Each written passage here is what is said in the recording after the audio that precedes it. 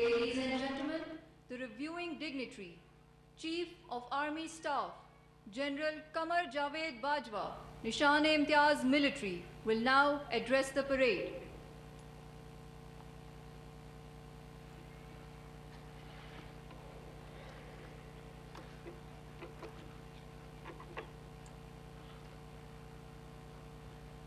Bismillah ar-Rahman ar-Rahim. Lieutenant General Syed Muhammad Adnan, Inspector General Training and Evaluation. Major General Umar Ahmed Bukhari, Commandant Pakistan Military Academy. General Officers, graduating cadets of 146th PMA Long Course, 34th Technical Graduate Course, 65th Integrated Course, 20th Lady Cadet Course, 5th Basic Military Training Course, faculty members, distinguished guests, ladies and gentlemen, Assalamu alaikum and good morning. It is indeed a matter of great honor and privilege for me to review today's passing out parade.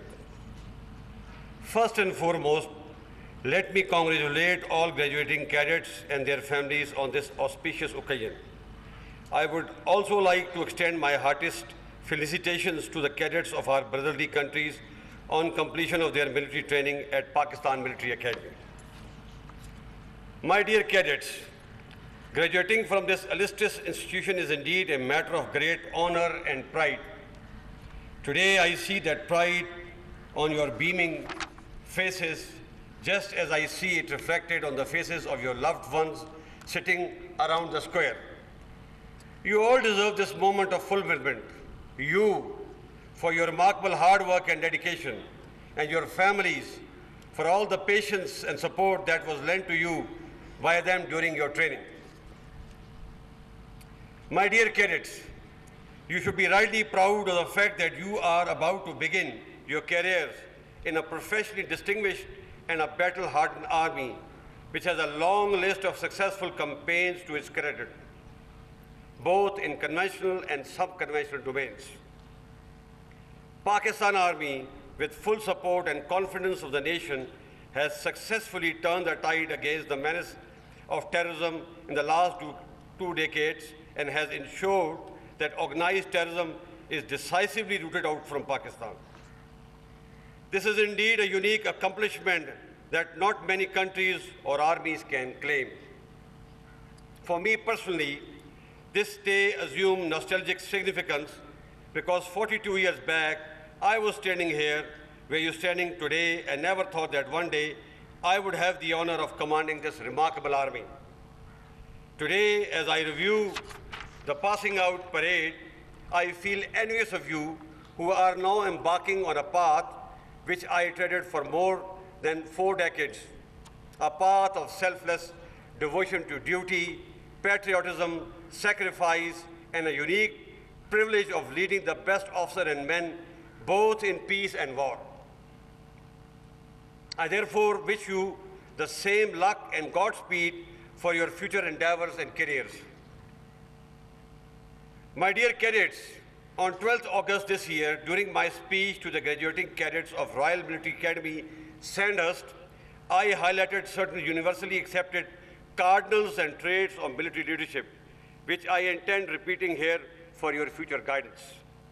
Frankly speaking, even without possessing these traits, you may still become an officer, but surely you can't command and become a successful leader of men in combat.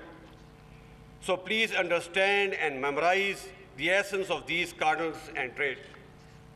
First, remember that no one is born with professional knowledge.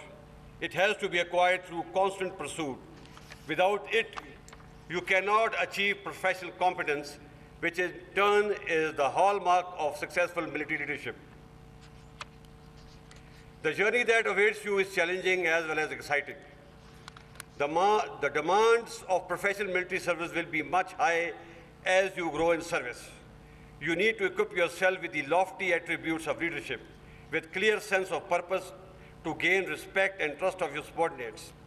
It is only through development of unwavering trust and confidence that you can instill a spirit de corps in your under command, which will hold you together in times of crisis. You must also understand that persona of a just and impartial commander who exhibits merit in dispensation of reward and punishment is the one who will earn unconditional loyalty and obedience of his under command. As a leader, you need to have courage and ability to take difficult decisions and then accept full responsibility. Correct decision-making requires competence and confidence, which can only be acquired through high-class military education, rigorous training, and continuous study of military history. In the words of Sir Basil Whittle Hart, and I quote, "An officer who has not studied military history as a science is of little use beyond the rank of a captain." Remember the value of keeping up a brave face in front of your men when you are as shattered and frightened inside as all of them in a life and death situation. The contagious energy that you will instill in your men when you lead them by example and not merely by words. Remember, when a lot of lead is flying in the air in the battlefield, an officer never says advance. He always says, follow me.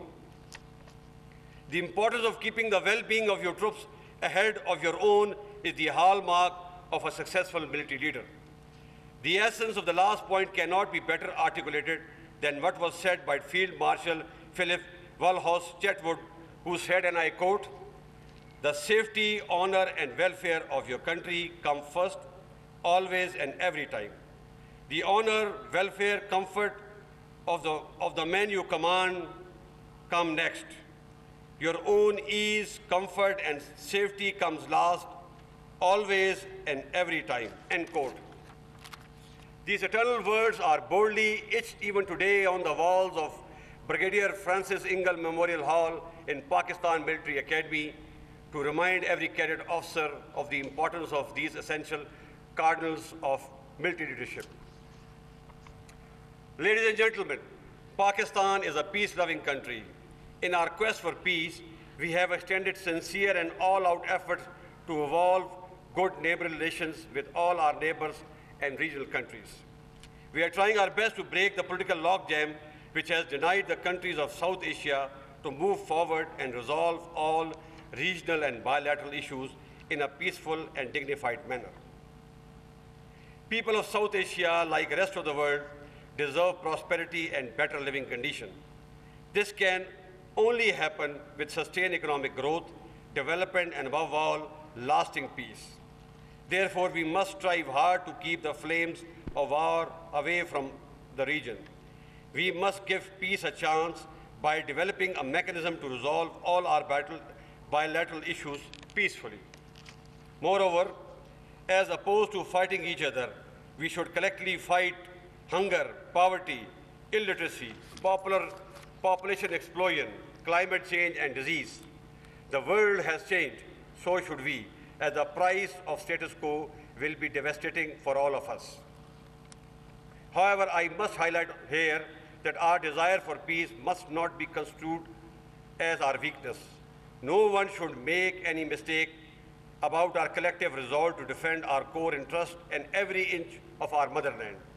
I must remind you that we have paid both in blood and kind to safeguard our sovereignty and integrity. Thousands of valiant sons have sacrificed their lives to enable us reach the place where we stand today. My dear cadets, you are entering the service at a time when the challenges facing the country are complex and multifaceted. Hence, your responsibilities are far greater and more demanding than that of your predecessors. You have chosen to serve and protect your motherland, which demands the highest level of dedication, sense of purpose, and sacrifice. This pledge must never be undermined, as you have been amply equipped and prepared to diligently overpower future challenges and emerge victorious. I am highly optimistic and assured by your exemplary display of discipline and professionalism that the prestige, security, and safety of our country is in safe hands. As a good soldier, always remain focused on your job. Don't get distracted by fake news and political wrangling in the country. Respect the democratic institutions and be always ready to defend the territorial integrity, sovereignty and Constitution of Islamic Republic of Pakistan with your life. And finally, always remain alert and prepared to respond to and defeat all intrigues and conspiracies hatched against our country with iron fist. The message is clear. The armed forces, with the support of our citizens, will never allow any country, group, or force to politically or economically destabilize Pakistan. At the end, I compliment Commandant and his team for a job very well done, and once again congratulate you on your hard-earned and well-deserved commission in the Army. My special felicitations to the champion company and those cadets who have earned distinctions for their outstanding performance. Do remember, it is the beginning of a long journey and not the end.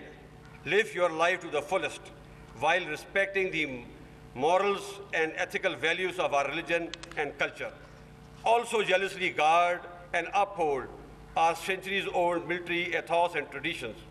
I am confident that you will embellish the proud pennants of your regiments and battalions which you are about to join. May Allah be your guide and protector. Ameen. Pakistan Army Zindabad, Pakistan Paindabad.